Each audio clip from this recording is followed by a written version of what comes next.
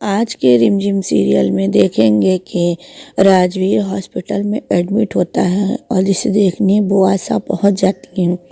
اور رمجھم سے بہت منتیں کرتی ہیں کہ مجھے اندر جانے دو اور دیکھنے دو راجویر کی حالت کیسی ہے، لیکن رمجھم ان کی ایک نہیں سنتی ہے۔ وہ اس سے کہتی ہے، نہیں، میں تمہیں اندر نہیں جانے دوں گی، تمہاری وجہ سے راجویر کی یہ حالت بھی ہے۔ لیکن بواسا بہت گڑ گڑا کر اس سے کہتی ہے تو وہ رمجھم کہتی ہے، ٹھیک ہے، چلو میں تمہیں اس بار جانے دیتی ہوں، لیکن ایک وعدہ کرو، تم ان کا ساتھ کبھی نہیں چھوڑو گے۔ تو بواسا وعدہ کرتی ہیں اور پھر سمیر کو یہ خبر پتہ چل جاتی ہے اور اس کے چاچا جی جو اسے لینے آئے ہوتے ہیں وہ ہاسپٹل میں ایڈمٹ دیکھ کر اس سے کہتے ہیں، دیکھو رمجھم، تمہیں یہ سب کرنے کی کوئی ضرورت نہیں، بواسا اپنے سسرال جائیں گی تو جائیں گی، میں تمہاری ایک بھی نہیں سنوں گا۔ اور چاچا صاحب اس کے وہیں پر کھڑے ہوتے ہیں۔ سمیر کی یہ ساری باتیں سن کر وہ اپنے گنڈوں کو کہتے ہیں کہ جاؤ رمجھم کو کڈنیپ کر لو اور اسے باندھ کر رکھنا، جب تک میں یہاں سے پریم سا کو لے کر نکل نہ جاؤں تب تک رمجھم کو نہ چھوڑنا۔ اس کے بعد رمجھم بوڑھی دادی بن کر آتی ہے اور پھر یہاں منڈن ہونے سے روکتی ہے،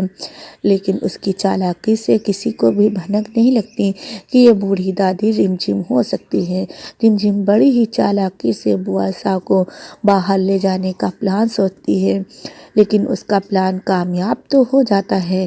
آخر جب وہ بواسا کو لے کر باہر جانے لگتی ہیں تو بواسا کے دھکے لگ جانے سے رمجھم زمین پر گر جاتی ہے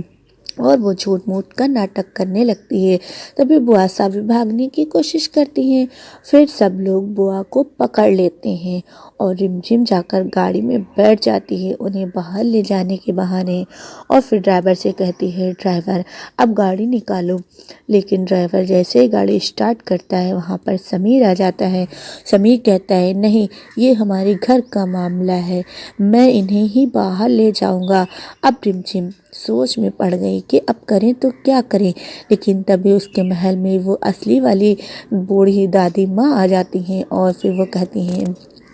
مجھے بلا کر تم لوگوں نے بہت غلط کیا اور میرا تو پیسہ لینا ہے۔ اور پھر سمیر اسے کچھ سمجھ نہیں آتا، وہ گاڑی میں بیٹھا کر بواسا اور رمجھم کو باہر لے جانے لگتا ہے، اس کے دماغ میں کچھ الگ ہی چل رہا